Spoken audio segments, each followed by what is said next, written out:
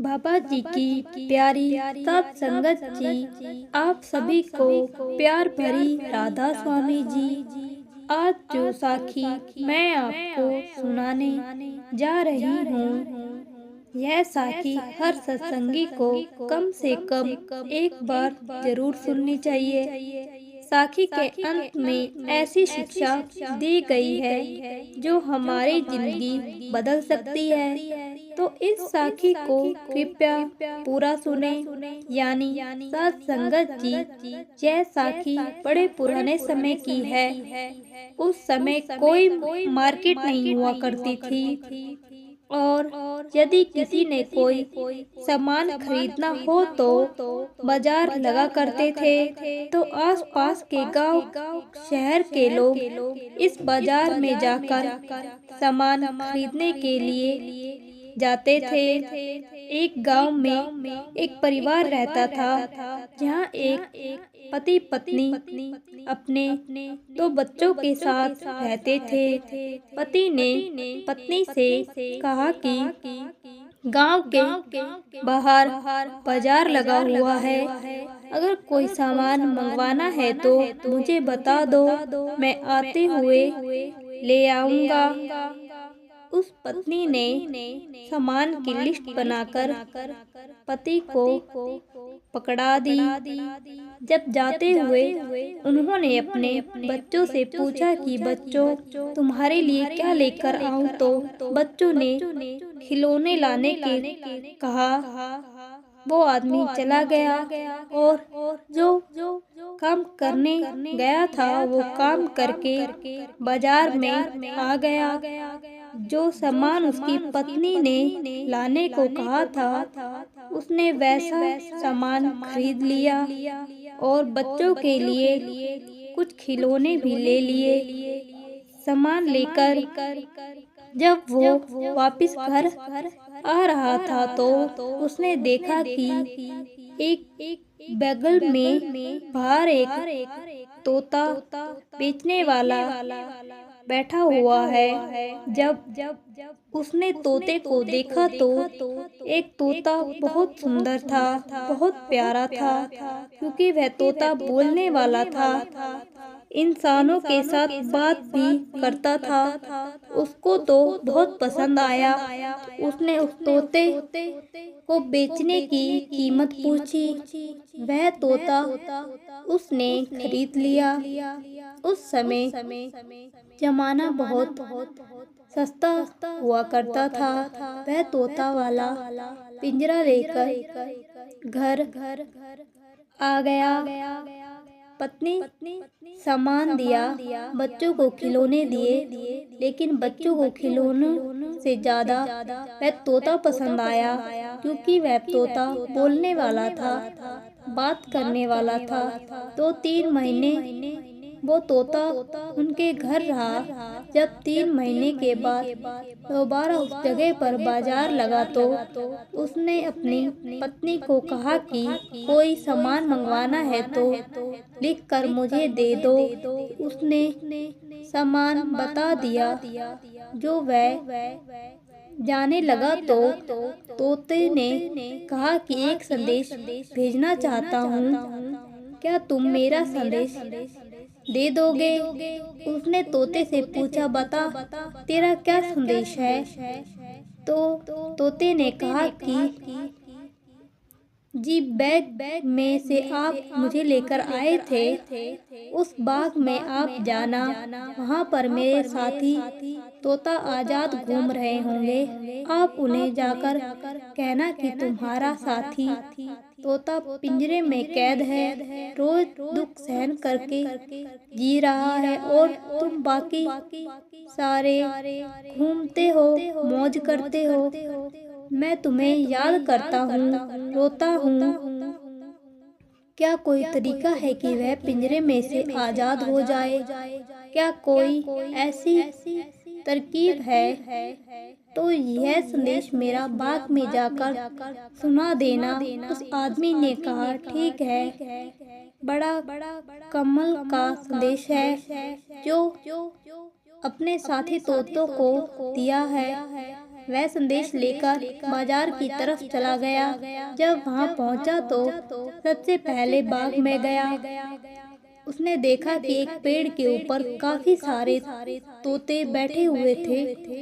उसने पेड़ के नीचे खड़े होकर कहा कि तुम्हारी साथी तोता ने एक संदेश तुम्हारे लिए भेजा है। वह पूछता कि तुम सारे बाग की सैर करते हो, खुले आसमान में उड़ते हो, लेकिन तुम्हारा साथी तोता पिंजरे में कैद है और रोज दुख सहता है और तुम्हें याद कर कर रोता है। क्या कोई तरीका है कि वह पिंजरे से आजाद हो जाए और तुम्हारे साथ बाग में आकर रहने लगे? लेकिन एक तोता टहनी पर से नीचे गिरकर तड़फने लगा और तड़फ तड़फ कर मर गया। उसने सोचा कि मैंने ऐसे ही इन तोतों को यह संदेश सुना दिया। यह बेचारा तो संदेश सुनकर तड़फ तड़फ कर मर गया। खैर, उसने जो सामान लेना था सामान लिया और वापस घर पर आ गया। घर पर सामान रखकर सबसे पहले वह तोते के पास पहुंच गया। उसने तोते से कहा कि क्या आपने मेरा संदेश मेरे साथियों को दे दिया था? उसने कहा कि मैंने तेरे सारे दोस्तों को तेरा संदेश सुनाया। सारे तोते तोड़ गए, लेकिन एक तोता मेरी बात सुनते ही पेड़ से नीचे गिर गया। तड़फ तड़फ कर वो मर गया। जैसे इस तोते ने यह बात सुनी तो वह भी पिंजरे में तड़फने लगा और तड़फ तड़फ कर उसने भी अपनी जान दे दी। उसे बहुत दुख हुआ कि हाय, मैंने ऐसे ही ये संदेश उसे सुना दिया। उसने भी तोते की तरह तड़फ तड़फ कर जान दे दी। उसने जब अपने मरे हुए तोते को बाहर निकाल कर रखा तो थोड़ा सा पीछे हुआ तो इस समय तोता उड़ गया। उड़कर दीवार पर जाकर बैठ गया। अब वह आदमी बड़ा हैरान हो गया। उसने तोते से पूछा कि यह क्या राज है, मुझे कुछ समझ नहीं आ रहा। तेरे साथ ही तोते का क्या संदेश था?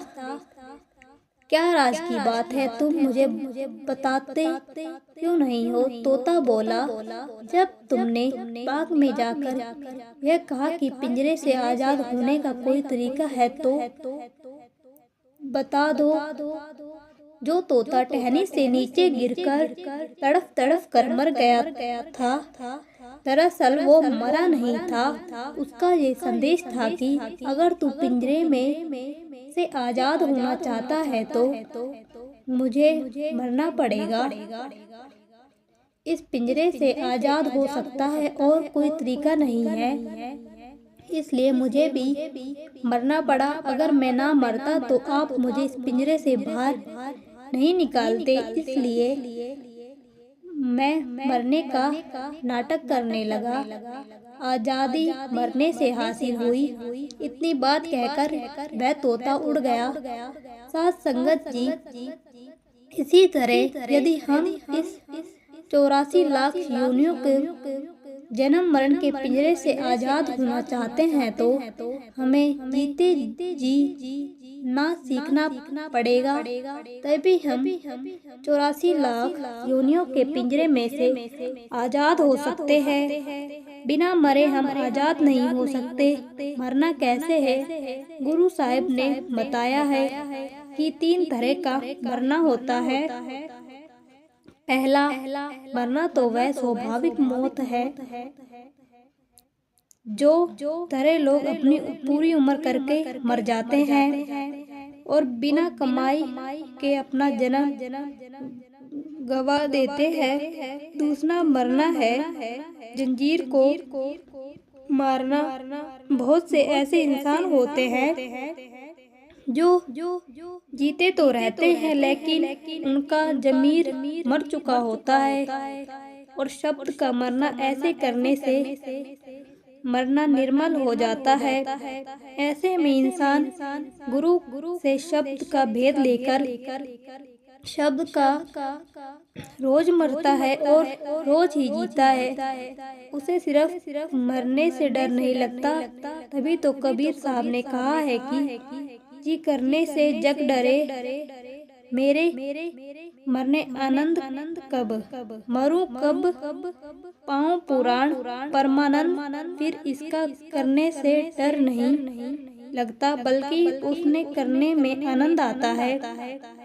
सबसे उत्तम शब्द में मरना है, तभी हम प्रेम आनंद का मजा ले सकते हैं, उससे मिल सकते हैं। और कोई तरीका नहीं है और कोई साधन नहीं है। इसलिए हमें रोज रोज भजन सिमरन में बैठकर भजन सिमरन करना चाहिए और उस मालिक की इच्छा में रहकर ही जिंदगी को जीना चाहिए। आपको ऐसी साखियाँ सुनना अच्छा लगता है तो कृपया हमारे चैनल को सब्सक्राइब करें। राधा स्वामी जी।